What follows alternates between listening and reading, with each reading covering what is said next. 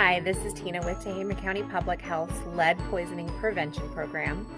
And I wanted to share today some of the other kinds of risks for lead poisoning in our homes and in our communities.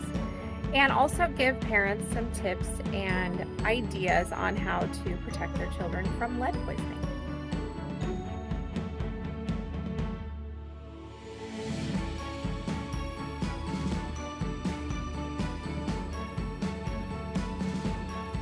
In a community which is known for our hunting and fishing sports, it is important to consider lead in ammunition.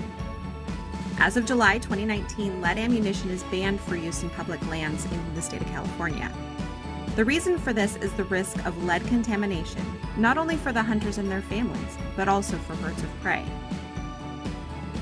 The bullet path shown in this X-ray illustrates the wide spread of lead particles throughout the animal, leading to possible contamination of any meat that's consumed. Birds, such as bald eagles, are also experiencing severe consequences of lead poisoning from hunting activity.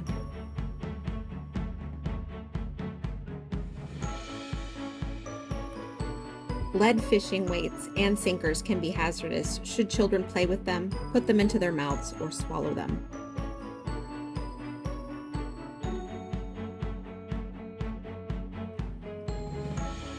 Imported candy and spices, particularly those from Mexico, India, and China, can be a high risk for lead poisoning.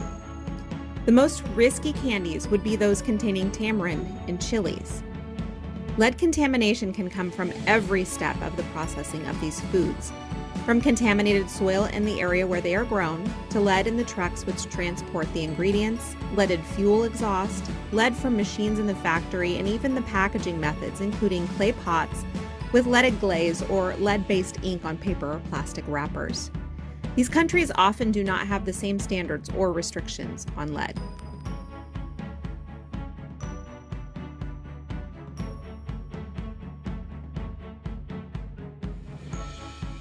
Barbies, G.I. Joes, My Little Ponies, all from the 1980s, need to be considered collector's items, not toys to be handed down.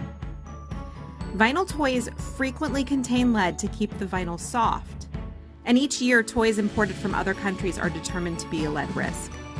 But the biggest issue may be the number of consumer products which have no lead content restrictions because they are items not intended for use by children. This list contains, among many other things, some jewelry items and even fidget spinners. Keep in mind that an item intended for use by a child can contain up to 90 micrograms per deciliter of lead, regardless of the fact that we know that there is no safe level of lead.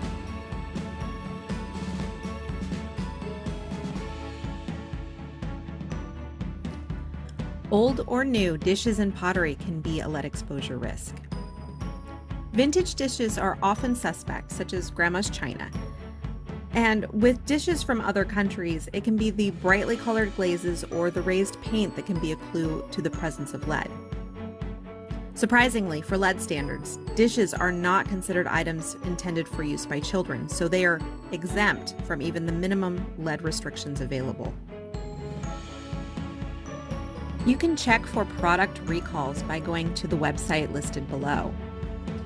I would recommend that you check regularly to highlight any new recalls. You can search lead to find items recalled due to lead poisoning risk.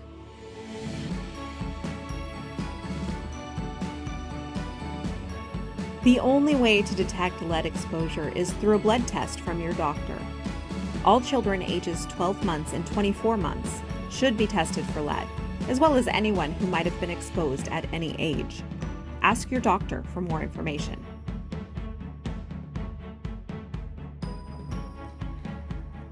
Healthy foods, high iron, calcium, and vitamin C can help to prevent absorption of lead. Lead can replace iron and calcium in your children's bodies, so keeping them well fed with plenty of these nutrients can assist in keeping lead from absorbing into their systems.